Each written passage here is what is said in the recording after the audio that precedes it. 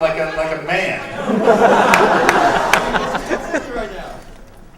Have you seen the show, sir? That's why I asked. I'm not done. Tell that man to be quiet. I'd rather talk about your ears. From the movie Josie and the Pussycats. Yeah, I didn't really care, but go ahead. When you were doing Zeta. When I was doing Xena. Let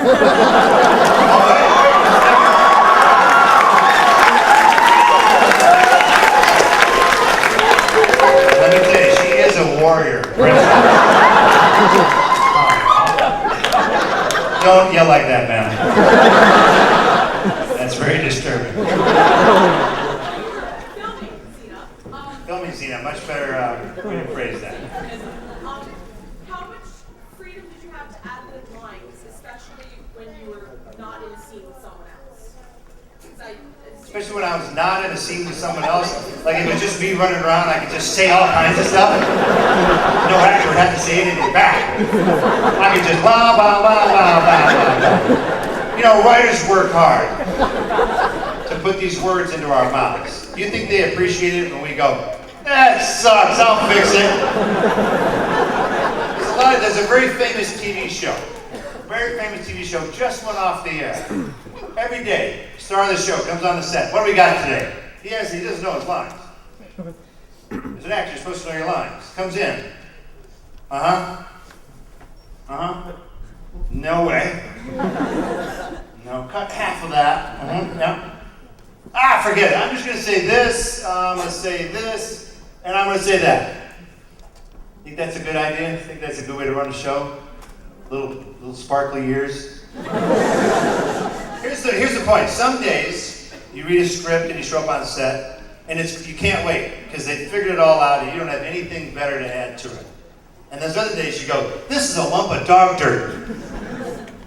And you have a discussion with the writer and see what you can do. Sometimes scenes don't have an ending. You just sit and look at each other, the person across the table.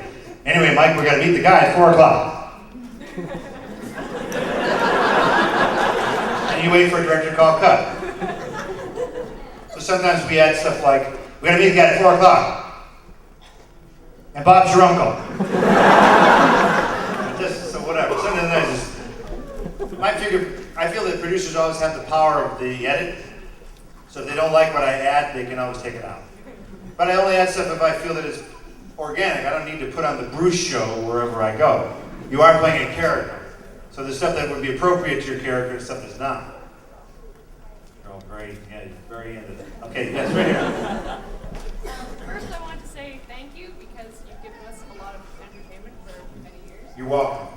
You're welcome. And thank you for raw cash in my hand. And then I just wanted to ask if it's been fun working with the Coen brothers since you've been a minor and more major roles. Well, it's fun working with the Coen brothers. The Coen brothers are very unique filmmakers. Nobody has final cut like them. Very few filmmakers have the ability to turn in the movie that they want to make and only the movie they want to make. The Coen brothers, when they did the Hudsucker Proxy, they budgeted the thing out and they said they needed, I think at the time it was like $25 million. For a Coen brothers movie, that's a lot of money. And so various studios said no. They would pitch to 2 or 3 or 4 studios. Joel Silver, who normally you would not associate him with the Coen brothers, he went, I can get you the money. Because I'm going to make a Coen brothers picture.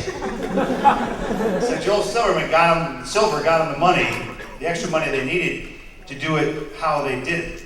You know, it's incredibly thorough. I've never been to a costume fitting where I got tired. Normally you come in and they go, you're working on a low budget action movie, they go, I got you 3 pairs of camis and 3 hats and 2 kinds of boots. I gotta go. And you put them on and they don't fit and there's no money to change anything and so you pay your own personal tailor to fix it. Welcome to my world. Going to the Coen Brothers movie, I was playing a newspaper reporter in whatever, the 50s, whenever the movie was set, 40s, I don't even know. 50, thank you for clarifying that. And the costume designer had a stack of hats. No.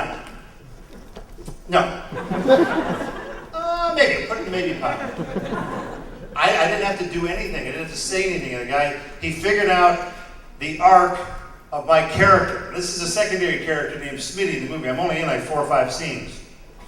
But he figured out the arc of my character going from a lighter guy to then he kind of turns a little bit and has a little falling out with Amy Archer. So my wardrobe got consistently darker throughout the movie. Would I have thought of that? Not a chance in hell. I was just happy to get cool hats and everything fit. So we'd go through that whole hour-long experience, and you come back 3 days later and try stuff on. Then you go through all the tailoring business, and that just doesn't happen. So I'm like, are we done with this? It was amazing. I couldn't believe what they were doing for the stars of the show if that was the case. So Coen Brothers are very thorough. They have the most quiet, controlled sets. Most sets are chaotic. You call cut and bumping into each other and yelling and screaming. They just don't do that. Everybody wears little headsets and so I don't know. I have a lot of respect for the Coen Brothers. You know, their movies are what they are. I like some. There's others that I'm like, okay, whatever. But I think they're good filmmakers. And now, geez, Louise, these guys can do anything they want with any actor that they want now. So good on them. Joel Coen was the assistant editor of Evil Dead, by the way. So I was used to having him fetch my coffee. But I'm very glad for his Academy Award. Yes. Yes, Alice. I have my friend on the phone. He really wanted to come, but he couldn't get money. Do you think you could say happy birthday to him because it's his birthday? Bring him over.